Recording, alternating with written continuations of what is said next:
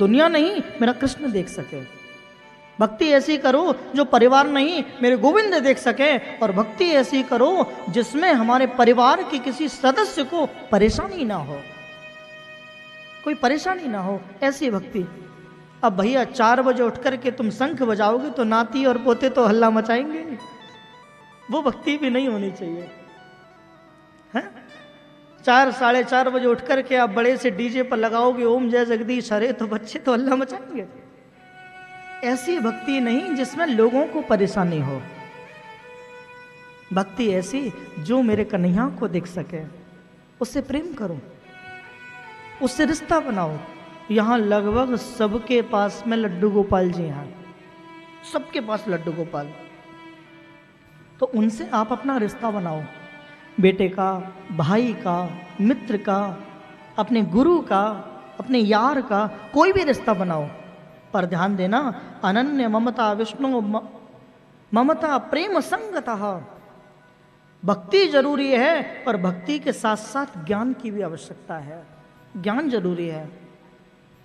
मान लिया बेटा, मान लिया अपना रिश्तेदार, पर खोलती खोलती गरम गरम चाय का भोग लगाना ये गलत है, ये नहीं होना चाहिए। खोलती खोलती गरम गरम सब्जी और गरम गरम भोजन का भोग लगाना ये गलत है।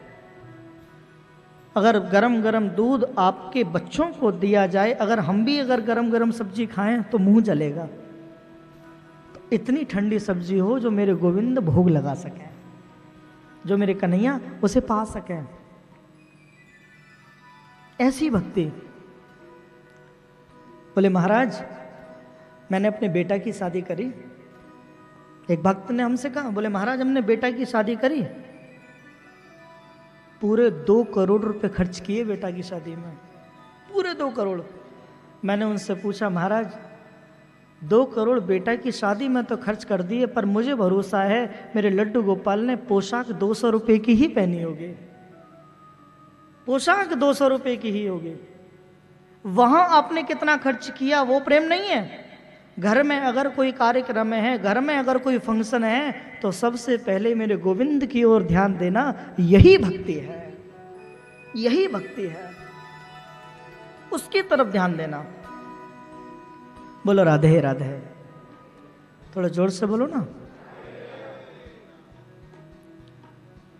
हमारे गोवर्धन में श्रीनाथ जी का मंदिर है, गोवर्धन में।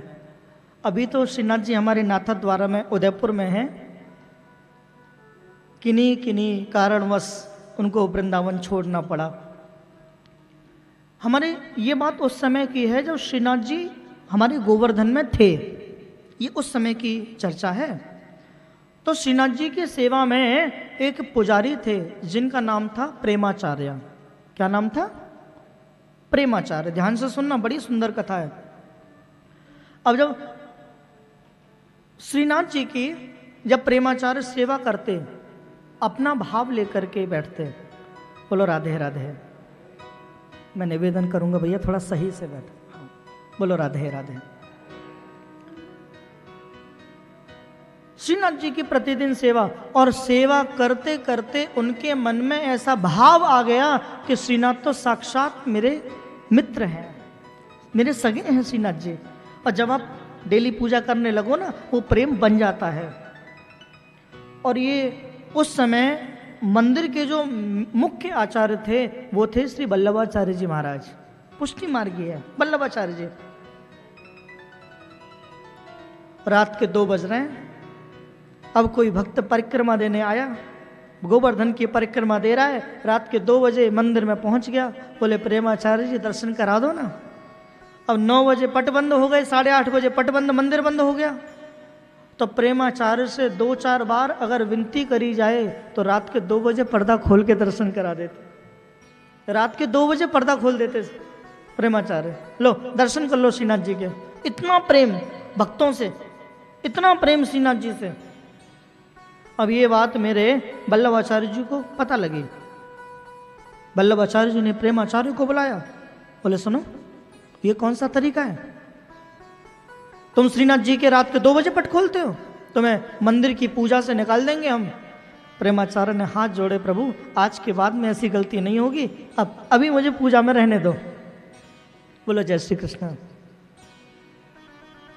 अब 2-4 दिन का वो क्रम निकला, 2-4 दिनों तक वो क्रम निकला। फिर एक व्यक्ति रात के 1 बजे आया, बोले महाराज परिक्रमा देते देते थक गए हैं, जरा श्रीनाथ जी का दर्शन हो जाए तो थकावट निकल जाए, श्रीनाथ जी का दर्शन करा दो। अब रात के 1 बजे प्रेमाचार्य ने कहा प्रभु मुश्किल है, ठाकुर जी शयन कर रहे हैं, पट लगा हुआ है।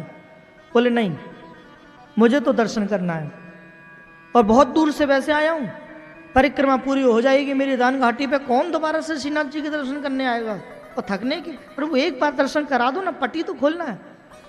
अब श्रीनाथ जी हमारे प्रेमाचार्य जी ने बाहर देखा, कहीं वल्लभाचार्य जी तो नहीं खड़े हैं। जब चारों तरफ देखा सब क्लियर है, भक्तों को अंदर लेकर के गए और पट खोल करके दर्शन करा दिया। ऐसा प्रेम।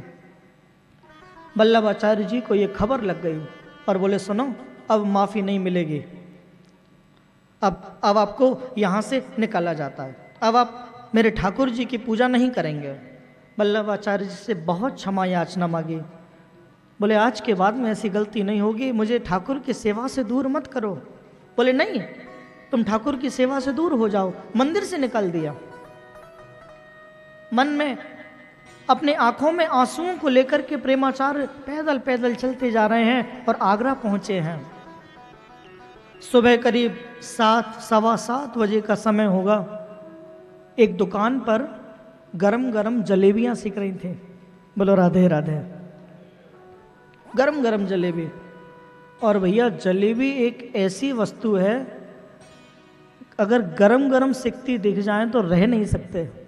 बोलो राधे राधे। हाँ, अब यहाँ तो नाम आती जाने कितनों के मुंह में पानी आ गया होगा, बस मिल जाए गर्मा गर्म जलेबी। बोलो राधे राधे। मन में सोचने लगे कि गरम गरम सुंदर जलेबियाँ सिक रही हैं, आज अगर मैं श्रीनाथ जी की सेवा में होता तो पक्का श्रीनाथ जी को मैं जलेबियों का भोग लगाता।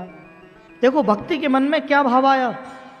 जलेबियाँ देखी तो खुद नहीं खाने का मन है, मेरे ठाकुर को खिलाऊं, मेरे श्रीनाथ जी को खिलाऊं। पर कोई बात नहीं, आज मंदिर से ही तो निकाला हूँ, श्रीनाथ जी के हृदय में तो आज भी बैठा हूँ।